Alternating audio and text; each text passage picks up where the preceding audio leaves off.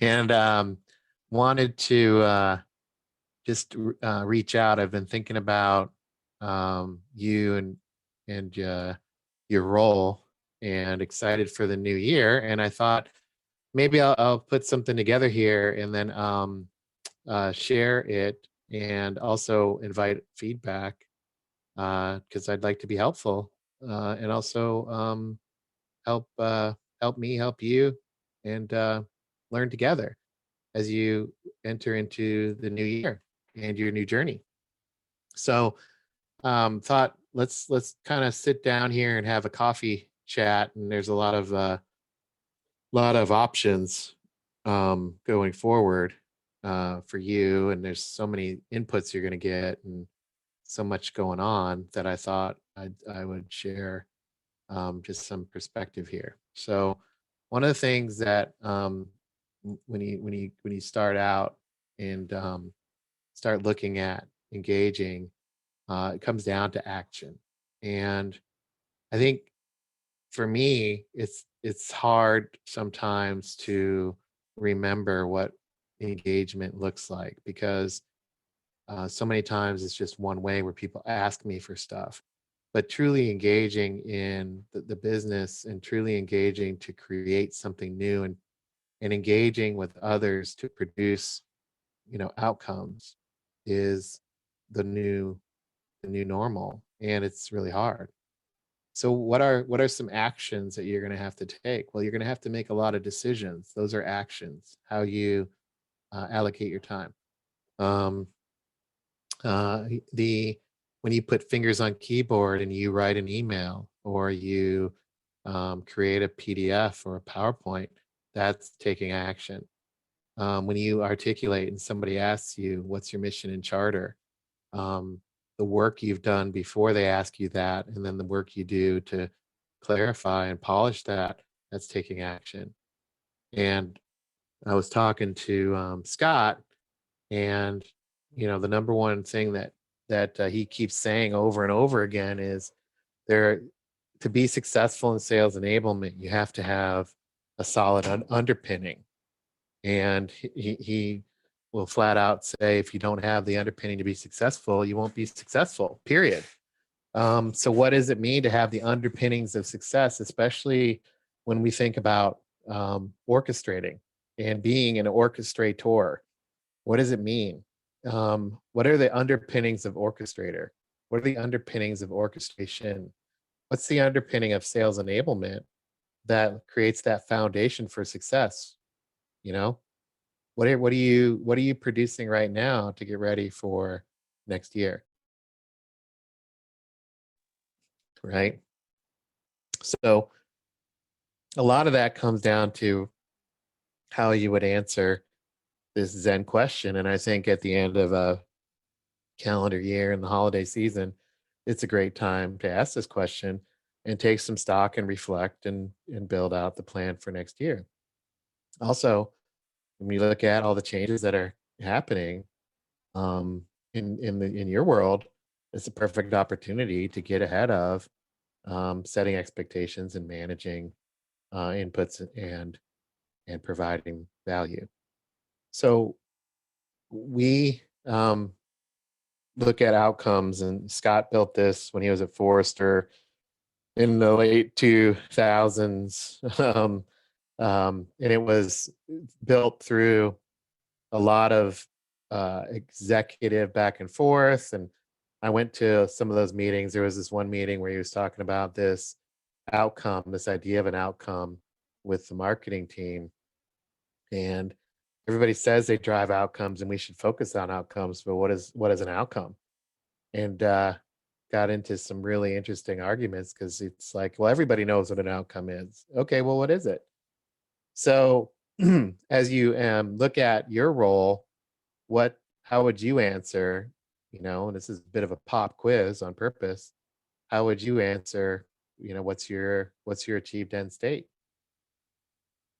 If I were to take that on for me as detangler, as I engage people, what's the achieved end state that I'm trying to drive with them? Um, as you engage in your role, who's the executive owner? of the outcomes you're going to drive? Who are they, and how would they make investment decisions in your role in your job? Uh, how do you frame out what you're doing in the context of a high level initiative? If you can't frame out a high level initiative for investment, it's really difficult to add consistent ongoing value because people are lose sight of the value contribution you can provide, and also the amount of change that you're being asked to drive is it requires the resources, but also the mind share, right? A high level initiative helps establish that mind share. What measurable results are you going to get? How would you prove it? Everybody says they want measurement, but measurement of an outcome, how would you measure an outcome if you don't know what one is? So how do you build out the view that says you're not only making progress, but you're achieving a measurable result for that executive owner, and you're pursuing that achieved end state, for example. And then because of the way you're framing that out and you're driving, who are the impacted stakeholders? Who are they by name? What's their role in the title and their remit, and what's in it for them? What's in it for them to support your high level initiative as you pursue the achieved end state? And then because we're orchestrating, and you're gonna want to orchestrate in your role, that means over a life cycle. So what does that mean? What does that look like to you? So how would you answer these questions on, you know, January 4th, or given another couple of weeks, January 15th, at the start of a new year? What's your achieved end state? How would you document that? Who are the executive owners? How would you go about understanding who they are? What are the high level initiatives you're going to map into or start up? And how are you going to do that? What measurable results can the company expect from your work? Who are the impacted stakeholders, and how do you bring them along? But more importantly, how do you collaborate with them and do with them, not do to them? And how do you build enough techniques and approaches to establish a collaboration where everybody wins together? And then how do you do that over a life cycle? Obviously, a lot to figure out here, a lot to tackle. This is a process, and definitely open to working through that with you. Also, one of the things that I'm thinking about is, let's document this. I need to do the documentation just even for what I'm doing. I need to think about these things. Maybe we could do it together.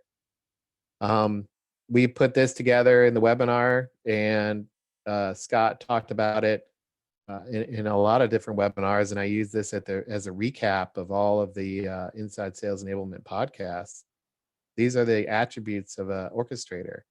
So by driving these outcomes and having a clear definition of the outcome in mind, using the outcome wheel, it allows you to have these attributes where you show up and you're mission and goal focused. You're prioritizing the right goals at the right moments.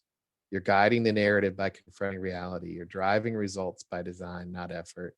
You're unlocking energy and creating momentum and catalyzing change through collaboration. That allows you to not only differentiate yourself, but it also, when you're driving the outcome, helps you be successful in driving the outcome, right? So these are not just aspirations; these are attributes. And I think when you look at this idea of building a business within a business, and establishing your remit, perhaps even expanding your scope, or even perhaps hiring new people, things like that. These attributes help you get there. But what I want to do is let's talk about things that you're going to need to think through, right, to pull this off. And I don't have all the answers, but I would love your thoughts on this, and also I'd love your feedback. Um, this is a work in progress, and it's because of so much of the changes that are happening in sales enablement. that I think these buckets here that I've created in thinking through the wheel, right? That's where these came from, is thinking through the outcome wheel, and how do you go about it? Well, first of all, what are you going to collect? Uh, what do you need in order to drive that outcome? Um, what do you need to know, and what do you need to do? But also, what do you need to collect? Um, when you look at collecting, there's a lot of different inputs, right? But there's also taking an inventory, if you will, or collecting what's going on in your own head. Clarify. What? How are you going to clarify, and what are you going to clarify? Um, what I mean by that is there's so much input that's going to come at you when you start orchestrating. How do you make sense of it, and then how do you clarify and engage in a way that helps you achieve your goals and drives your outcome? You have to be really clear on that. What are you going to create? What are you going to produce in your role? uh, this idea of producing content or producing um, things for people to react to. This is a knowledge working business that we're in. um, you know, this idea of production isn't just a number in sales. From a knowledge working perspective, it's what are you going to produce for others to react to and engage with, much like what I'm doing here. I'm trying to create something that allows you to see what's in my mind's eye, so that we can work together, collaborate, and share things that we're seeing. And then what's your cadence? What's your rhythm? What cadence will you establish to get traction? How do you know you're making progress on a daily basis, a weekly basis, or a monthly basis? That means to do these things, be really diligent. Um, and some things that I thought about was being diligent and disciplined is um, what might you want to focus on? And I would say one of the things that I've learned in this process is I got to really pay attention and have some discipline around what I'm observing. Almost like a scientist and taking notes. Um, how are you going to take notes on your observations? How are you going to set priorities? Uh, what's your prioritization structure? Because everybody's going to believe that their stuff is top priority. So how are you going to prioritize? And what's your prioritization approach? What services are you going to provide? Not just be customer service oriented and be pleasant.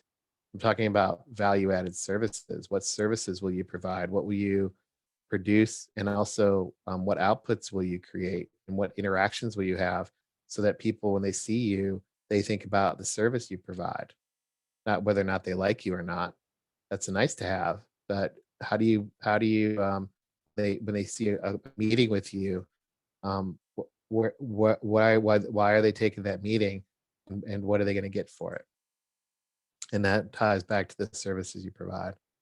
And then lastly, how do you provide visibility into what you're producing and how things are working?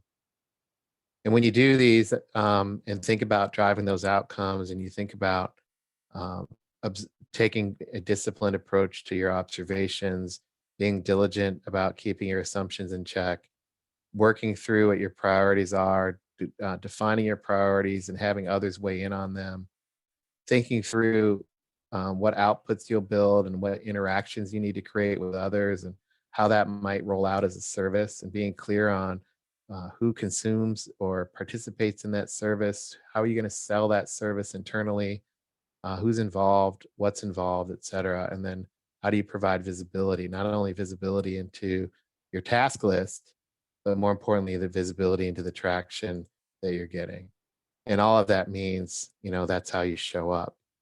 And showing up well is really critical, especially in the first 90 days. So I thought this would be a good thing to send. Hopefully this is helpful. Look forward to hearing your feedback. Give me some feedback on this, and let's talk it through some more, especially as you think about Q1 of 2021. Let's talk through how this might um, help you in your role. All right, take care.